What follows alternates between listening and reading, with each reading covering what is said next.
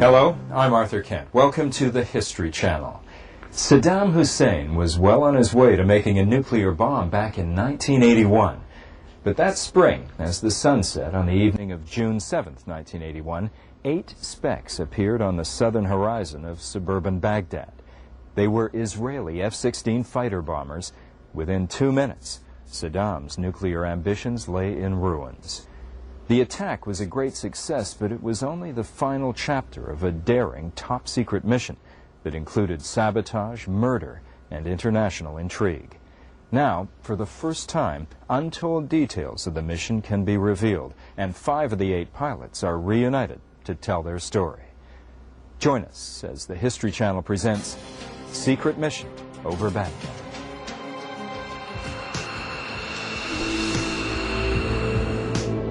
There could be no mistakes on this mission. This is the target, such an important target, and it was not going to be a game. No matter what happens, we will not turn back. A mission that could not fail. A mission that should prevent another Holocaust. A mission that Israel saw as a matter of life and death.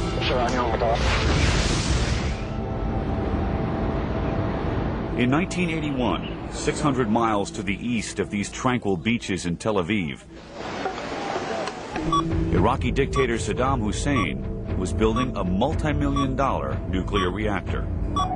Israeli intelligence calculated the plant would be operational within months. Saddam was inching perilously closer to obtaining a nuclear bomb, a bomb that could annihilate Tel Aviv. He had to be stopped. Saddam's search for nuclear weapons began several years earlier. In the spring of 1975, the Iraqi dictator visited France amid great fanfare. When Saddam Hussein arrived, of course, he was received with all due honor to his rank. Iraq brings billions of dollars to France. Indeed, the two nations were celebrating the beginning of an ambitious joint venture.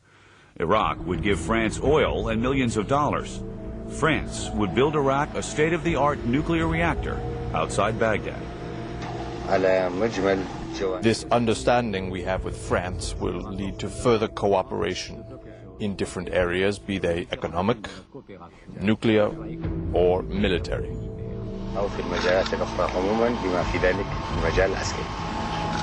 French President Jacques Chirac took Saddam on a tour of nuclear facilities.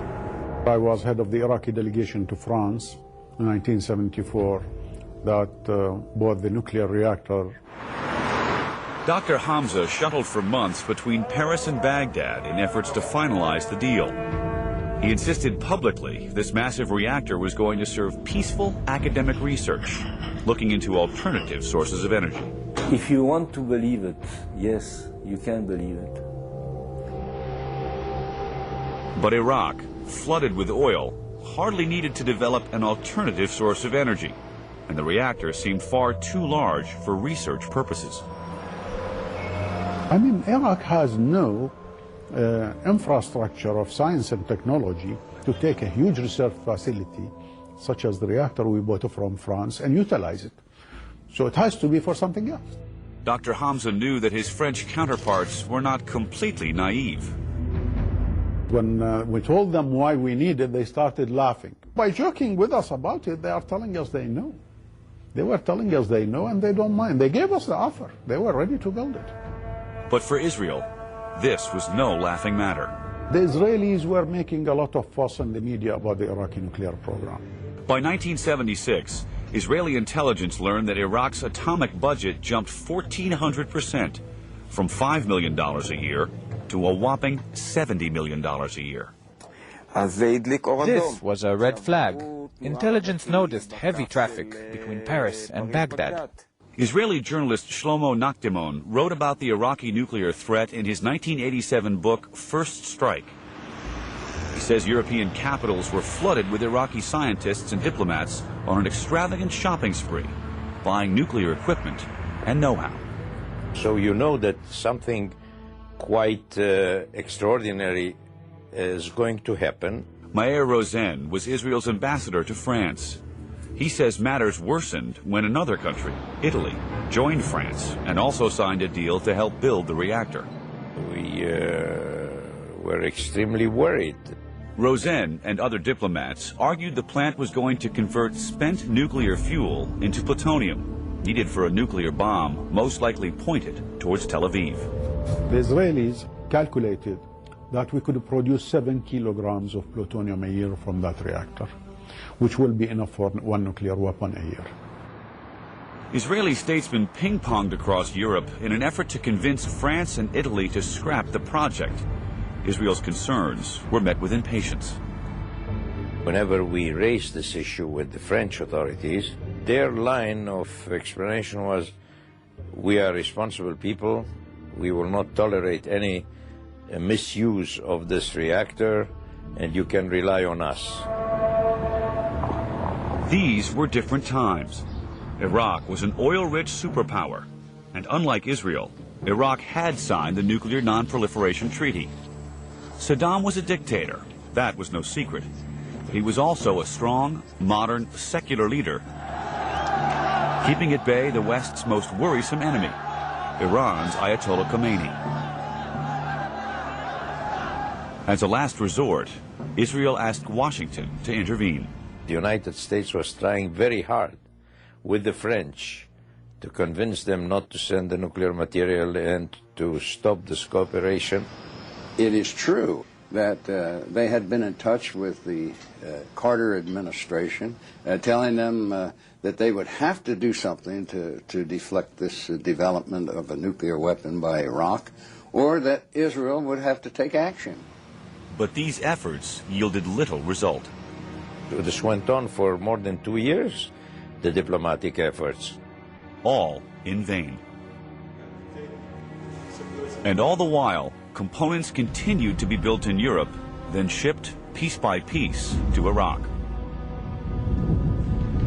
In this industrial hangar in the south of France, scientists were building the heart of the reactor, the core. The work had been going on here for 2 years. And on April 6th, 1979, in the middle of the night, the quiet town of La Seine-sur-Mer was rocked by a huge explosion. Then, another. They put explosives there. Somebody went in, leisurely put in explosives and blew them up. Damage to the nuclear reactor components inside this plant is estimated in the millions of dollars. 2 experimental reactors were being assembled here for export to Iraq. Keith Miller, NBC News, Paris. One reactor core was destroyed beyond repair. The other was badly damaged. The bombing was so precise, no other equipment in the hangar was harmed. As opponents of nuclear power demonstrated in Paris, an unknown ecologist group claimed responsibility for the bombing. But doubts were raised, suggesting someone much bigger was behind what seemed like a highly professional hit. Some argued the French government did it to get rid of this whole controversial deal. This theory is totally implausible. Noctamone says there was just too much money and oil tied to the project. French authorities suspected a far more plausible culprit. Van Geert says this was a classic example of the work of the Israeli Secret Service, the Mossad.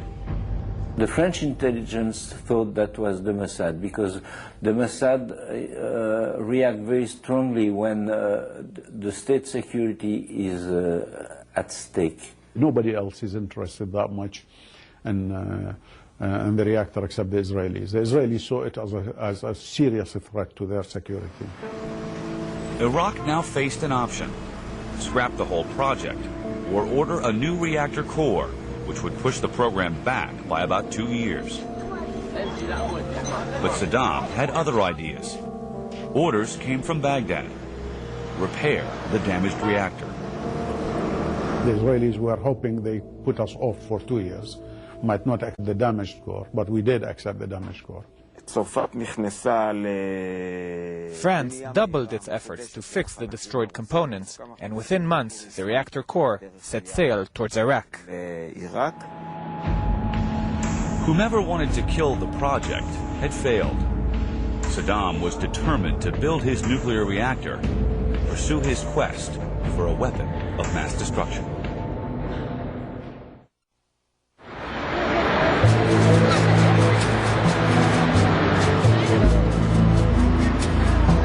For 5 years, France and Italy had been helping to build a state-of-the-art nuclear reactor in Iraq.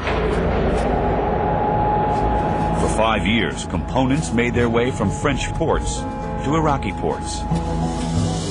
For 5 years, Israeli intelligence closely watched Iraqi nuclear scientists as they shuttled between the continents. And for 5 years, Israel's various attempts to stop the project had failed. The next battleground would be, of all places, an upscale hotel in the heart of Paris. And at the center of it would be this man, Dr. Yahya al-Mashhad. Dr. Yahya al-Mashhad was a top Egyptian nuclear engineer. And he was working in Iraq. Dr. Hamza, one of the directors of the plant, was a close colleague of the Egyptian scientist. He's a stocky man, about my height.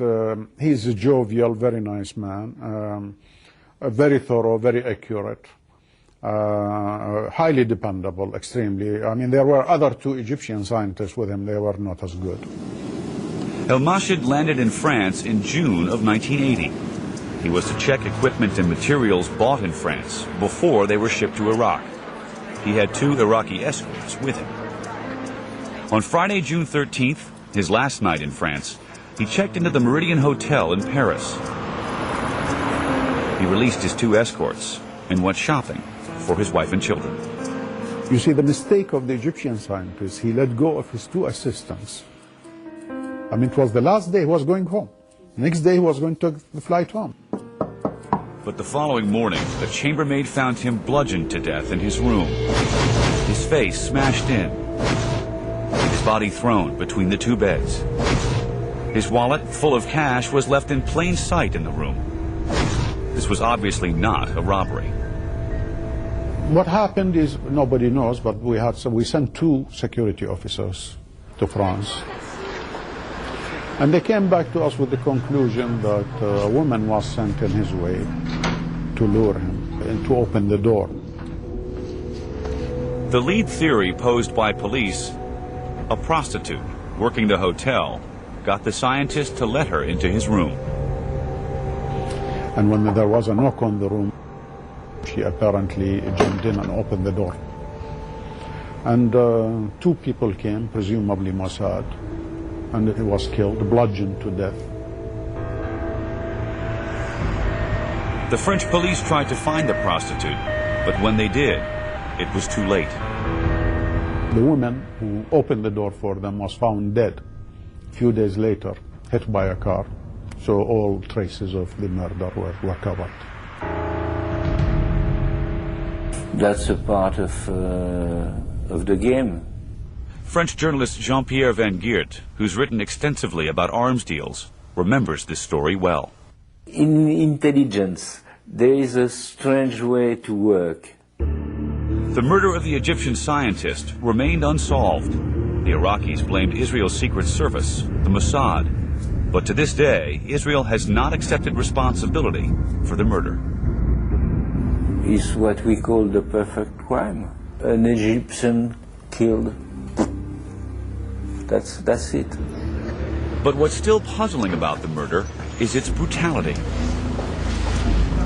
Professional killers usually do a cleaner job. One explanation could be that the scientist walked in on an intruder, perhaps a spy, looking for secret documents in the room. Another theory, that counter-agents tried to recruit the scientist, and an argument broke out, leading to his death. But some speculate that the brutal killing was simply a graphic warning to the other scientists on the project. It was a kind of, don't go too far. You see what we can do? Many of the Arab scientists shuttling between Baghdad and Paris were put on alert. Out of those 20 scientists working for Iraq, 14 have been threatened by you know who. Van Geert believes this was the work of Israeli secret agents who, he suggests, did more than make threats.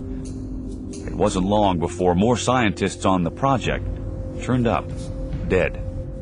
They killed 2 others through poisoning. One of them at a French banquet, French government official banquet. Dr. Hamza says a secret agent dressed as a waiter handed the Iraqi scientist a plate of food. And that plate was poisoned, and man died. There were other Arab scientists found dead in Paris that year. 3 or 4 Iraqi scientists parted from this world in unconventional ways. Van Geert believes the number is much higher, but it's hard to know exactly how many because so many of the scientists met such varied fates. Natural way of dying, bad luck, car accident, bus not stopping while you cross the street. I mean, you can't call that murder, but it's strange coincidence. The Iraqi scientists were terrified. In order to keep the project going, Saddam needed to boost their morale. He distributed 26 cars to the senior scientists and other people in the organization. He was giving everybody something to feel pleased about. And some bonuses also went around money-wise. Saddam also taught his scientists how to take precautions when traveling. He's put us through security training courses. An intelligence organization man would come in and tell us how to eat, not to accept any invitation after that, always be accompanied. Like their Arab counterparts, the European scientists and technicians working on the project were also subjected to a mysterious campaign of terror. They just intimidated Italians. We had many deals with the Italians. There were threats to the French, we believe, also, some of the French scientists. No European was killed. But in Rome, a bomb exploded on the apartment doorstep of the general manager of the Italian company contracted to help Iraq. Another 2 bombs blew up his office. That was considered as a warning. Threatening letters were sent to many of the European scientists. Someone was monitoring their progress and knew where they lived.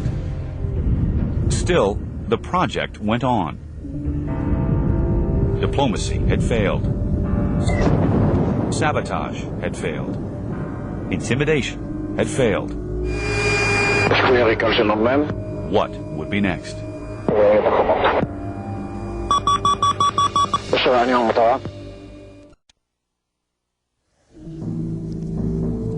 By the summer of 1980, Israel's attempts to derail Iraq's nuclear plans were getting nowhere. Diplomacy had failed. Sabotage had failed. Brick by brick, Iraq was continuing to build its nuclear reactor. The only option left was a last resort. Israel's Prime Minister Menachem Begin made a crucial decision. It was time to strike at the heart of the matter and blow up the Iraqi nuclear reactor itself. Actually, this was my responsibility to plan it. Aviam Sella still keeps the original mission plan in his safe. Considered one of Israel's most brilliant security experts, he rarely gives interviews. Back then, he was a top officer in the Israeli Air Force. We had to make sure that this operation is absolutely success, that there will be no reactor. He was all too aware of the recent failure of the U.S. Delta Force's attempt to free the American hostages in Tehran. As most of you know right now, that attempt failed, never really got off the ground. The April 1980 mission was a disastrous humiliation for the United States. Israel could not afford a similar failure. Its plan had to be foolproof. For more than a year, we worked on that from the morning till night. Possibilities, alternatives, training, developing. There were several ways the military could destroy the reactor. One option was to conduct a second Entebbe. Just years earlier, Israel launched a spectacular rescue of a plane full of Israelis that was hijacked to Uganda. It was the gold standard of all daring commando missions. First of all, it was magnificent to do what they did. But there were problems with this option. First, there were 600 miles of hostile desert between Israel and Iraq. How would the commandos get there? And at least 200 commandos would be needed. Too many to keep the operation a secret, and still too few to carry the amount of explosives necessary. You cannot expect even a Superman that he'll bring tons of explosive materials over his back. So infantry commandos were ruled out. The assault would have to come from the air. The strategy was this: to send fighter jets 600 miles over enemy territory. The route would be a southern one, from the sliver of Sinai Desert still occupied by Israel, skirting the edge of Jordan, into Saudi Arabia, and finally into Iraq, destroying the reactor outside Baghdad. It was not a direct route, for fear of Syrian radar. Saudi Arabia, and then Iraq. But deciding the route was just the first step. There were many logistical hurdles, stemming mostly, Sella says, from the simple fact that no one had successfully bombed a nuclear reactor before. It's the first time that somebody destroyed a reactor. Now, you cannot go with an article or in the newspaper asking, hey, everyone who did destroy reactors in the last 20 years, please call this telephone, we need information and your experience. But in September of 1980, these Iranian pilots, an unlikely source of help, gave Israel just what it was looking for: precedent. One day I got top secret information to my office stating that the Iranian bombed the reactor in Baghdad. The same reactor Israel had been planning to bomb. Iran was at war with Iraq at the time, and on September 30th, 1980, 2 Iranian F-4 Phantom jets flew over Baghdad and dropped bombs on the nuclear facility. The Iranian bombs slid off the dome and hit nearby fuel tanks. The blaze was spectacular. The damage, less so. But they did it for the first time. And I said to myself, hey, listen, we should have been the clever to pay the Iranian to do it for the first time, so we'll be able to do it. It became clear from the Iranian raid that in order to do real damage, the first set of bombs would need to blow up the exterior of the plant, and only the second set of bombs would infiltrate and destroy the radioactive components. We planned it such that every floor will get its own 2 to 3 to 4 ton bombs. But the botched Iranian bombing created new problems too. Understanding the reactor was vulnerable to an air assault, within a few months, Iraq installed a billion-dollar anti-aircraft missile system. And just for extra safety, Saddam fortified the plant with a massive surrounding wall. But there was another significant difficulty that the Israeli military needed to overcome in order for the mission to even proceed. Israel did not have planes that could fly as far as Iraq without refueling midway, a maneuver too risky in enemy skies. The solution came on July 2nd, 1980, when Israel received the first shipment of new F-16s from the United States. These jets could do the job without refueling. But was Israel obligated to tell Washington it would use these planes for a preemptive strike? A few months before the jets arrived, the new American Secretary of State, General Alexander Haig, visited Israel for the first time. The matter of Iraq was brought up, but Israel's planned attack was not. They felt that we were only going to tell them no, and they felt it was better to do it on their own, so the fact was a fact. Meanwhile, 8 pilots, the top guns of their squadrons, were handpicked to fly the new F-16s and do the job. In October of 1980, they started training. We reunited 5 of the original 8 pilots. For maximum security, they were not told what their final destination would be. It was obvious that this aircraft and this team we perform a long-range mission. Nobody knows when, nobody knows exactly the target. You are preparing yourself to a mission somewhere in the Middle East, 600 miles, and if you are smart enough, you know what is the important places 600 miles away. They were not allowed to discuss the mission with anyone, as they practiced month after month above the desert terrain, aiming at mock targets. We trained at the beginning in small scale, and later on with the whole formation of 8 F-16s. The pilots knew this would be a dangerous assignment. Each was told the odds of success. The chances were that we are going to lose at least between 1 or 2 pilots. So we knew that it was not going to be a game. None of us thought that the Iraqis were not going to react, even to take off or lock a radar, not fire a missile. So we thought it was going to be quite risky. In fact, Israeli planners added a formation of F-15 jets to fly above the bombers to help them escape if all hell broke loose. It was clear, I think, to myself and all of us, that no matter what happens, we will not turn back. We're going out there whether we come back or not. It's a one-way ticket, and if you get a ticket back, then you're happy. Training intensified, yet none of the pilots knew when the attack would occur. The mission had to be absolutely secret. The decision of when to bomb the reactor would be made by one man, Israeli Prime Minister Menachem Begin. The raid needed to take place before the reactor became, quote, hot or operational, because bombing a working plant would expose millions of innocent Iraqis to radioactive fallout. Israeli planners wanted to minimize the loss of human life. We selected a Sunday just to make sure that the French will not be there. They also wanted to avoid killing European scientists and technicians working on the premises, for fear of complicating already tense relations with Italy and France. In February of 1981, Israeli intelligence noticed growing activity in the plant near Baghdad.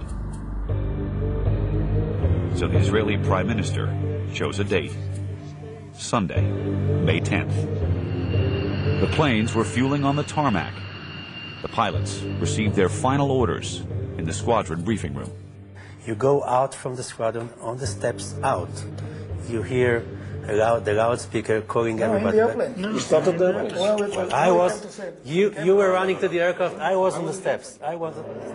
What they heard was the loudspeaker calling them back. The mission was aborted at the last minute, called off by Prime Minister Begin. There was some leak of information, and the newspaper security breach announced that something is going to be. And when Menachem Begin was really concerned about this leak, and he stopped everything. To this day, it still remains unknown exactly why Begin called off the mission. We came back to the briefing room. It was one of the most disastrous moments to all of us. We were very down. And we were told by this gentleman to just bring all our stuff, put it in a nice box, and he told us, you will never see this documentation again. Maps, pictures, whatever we had to prepare. The mission had been scrubbed, and time was running out. 8 F-16 pilots had trained for months to destroy Saddam Hussein's nuclear reactor in the heart of Iraq. To them, it was a noble mission. It was a risky mission. But now, it was a canceled mission. When it's canceled, I felt kind of a disappointment, because we did so many training. We prepared ourselves already. I prepared myself to the worst. Plans of the raid apparently leaked to the press. The pilots, on the tarmac, had to turn off their engines. After this cancellation, we were not sure it was really going to happen, because, so we waited. They did not have to wait long. Less than a month later, the pilots were called back. The mission would take place after all. The night before takeoff, they tried to diffuse the anxiety, kidding around about the inevitable. The reality predicted by the mission planners that one or two of them would likely be shot down. Jokingly, they picked on the youngest in the group, pilot number 8. Another pilot remembers.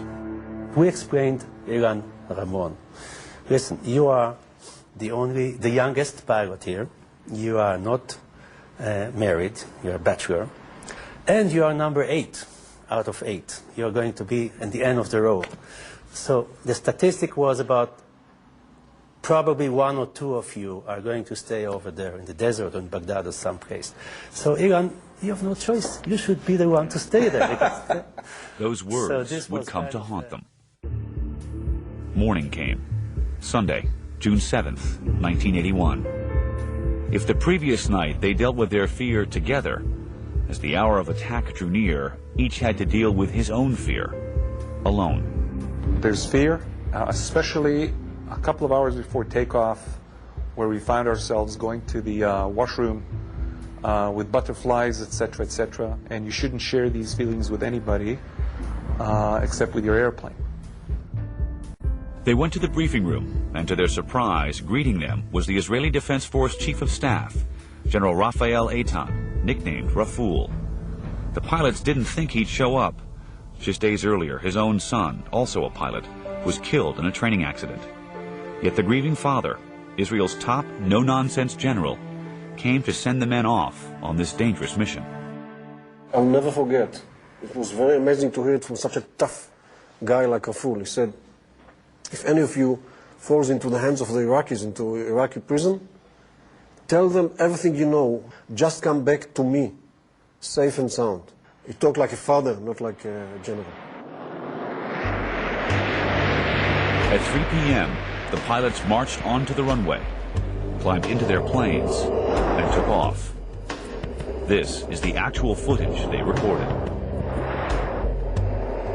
The pilots could not communicate with each other for fear of being detected by the enemy's radar.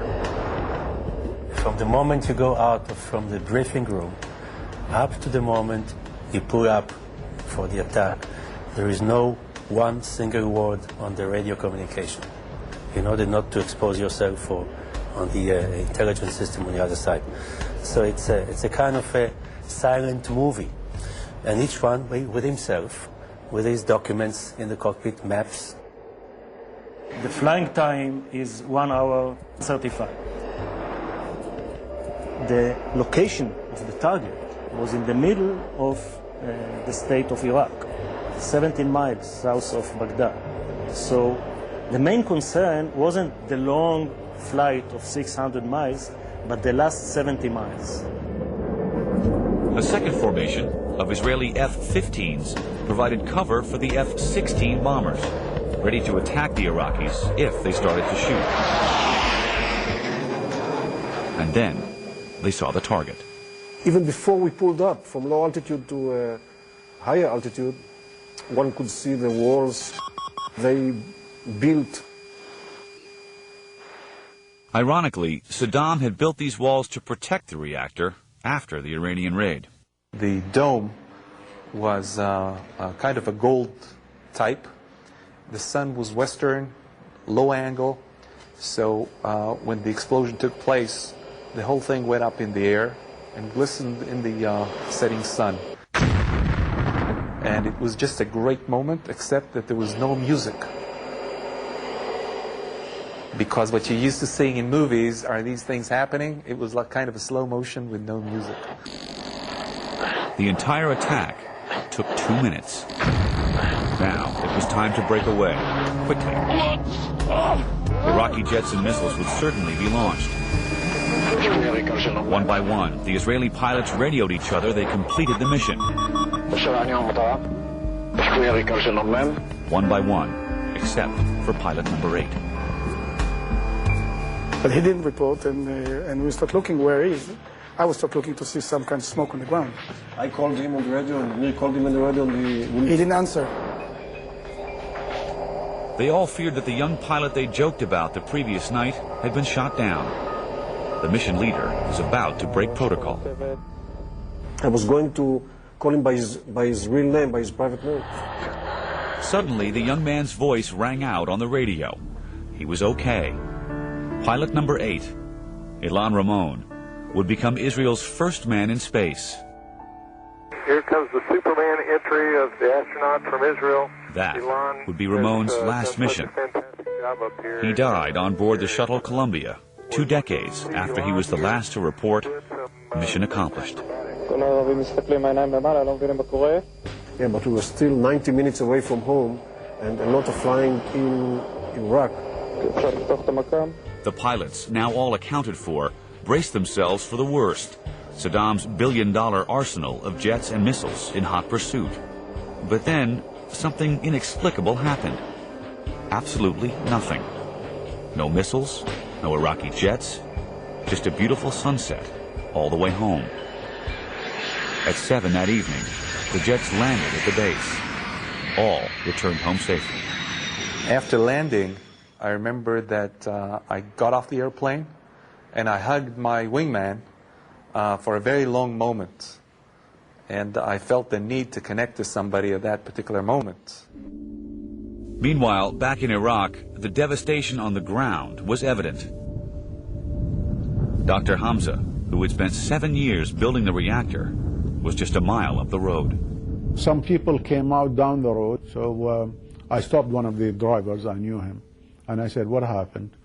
And he said, the reactor has been bombed out by the Israelis. Saddam demanded to know how security could allow this to happen. Oh, he was furious. He wanted to know why this happened, and when he found out the radar was shut down, he executed the officer, and we understood a couple of sergeants with him too. It turns out that every evening at dinner time, the Iraqi radar system was turned off. Who told the Israelis that exactly at 6, every day, the radar stations are turned off, so that they came at 6:25 and bombed out the reactor. The raid was a success. The reactor was destroyed, leaving Saddam Hussein's nuclear dreams in ruin. At his home in Jerusalem, Israeli Prime Minister Menachem Begin breathed a sigh of relief.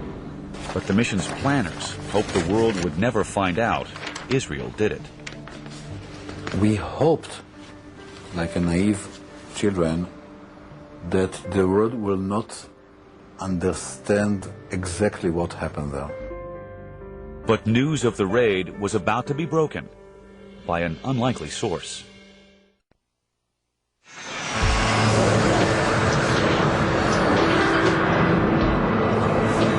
Israel had accomplished its mission.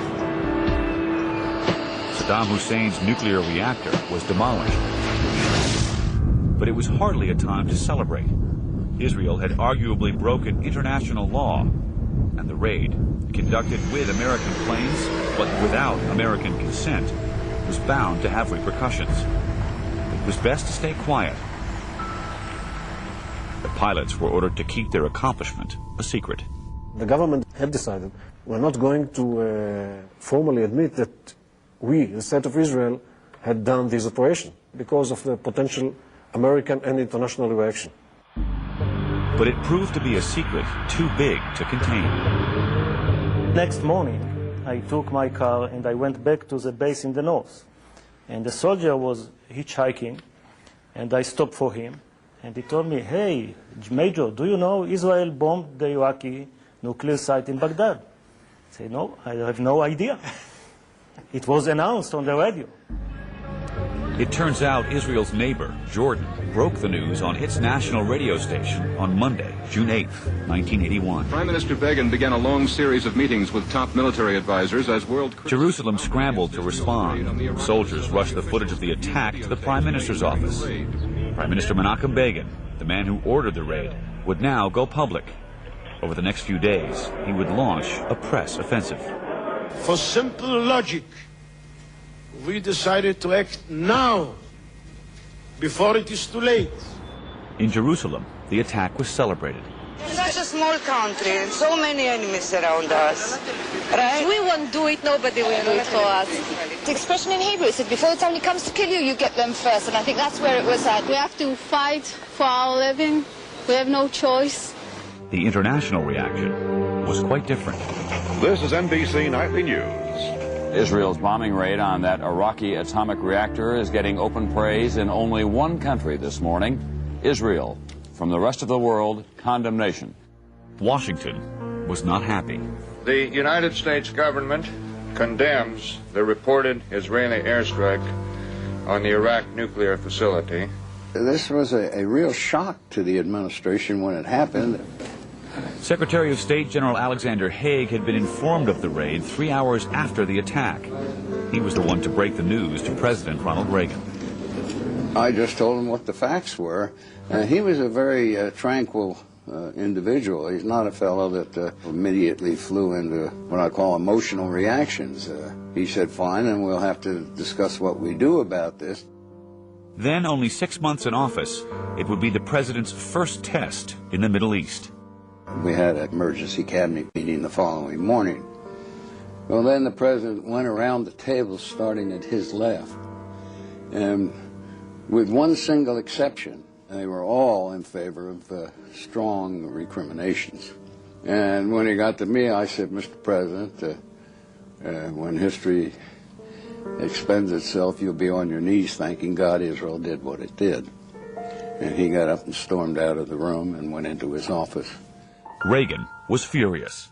Israel, it seems, took the law into its own hands and misused American technology to illegally, preemptively bomb the property of another sovereign nation.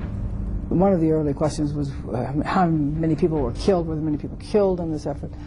And we rather quickly learned that there was only one person killed, and that the Israelis had planned it so that no one would be killed, but there was one French scientist working hard on a Sunday afternoon. Here at the State Department, there is one overarching concern, and that is that the Arab world understand that the U.S. was not involved in the Israeli attack. President Reagan, after 3 days of silence on the Israeli bombing in Iraq, is now described as shocked by Sunday's raid, and tonight ordered the shipment of 4 American jet fighters to Israel suspended. The president ordered his UN ambassador to negotiate a resolution denouncing the air raid without damaging U.S.-Israeli relations. It was personally a very unpleasant time for me. It was also very difficult, I might say. I was new at the UN, and I really, frankly, had never negotiated anything with anybody in my life.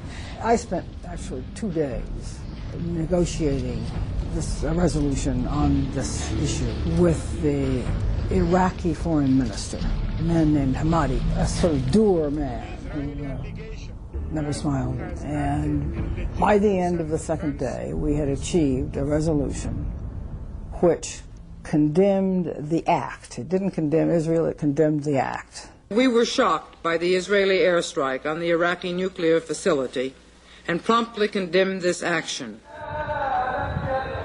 Jerusalem was on the defensive. And with Israeli elections a mere 3 weeks away, some accused Begin, then trailing in the polls, of ordering the attack to assure his victory. The prime minister was unapologetic.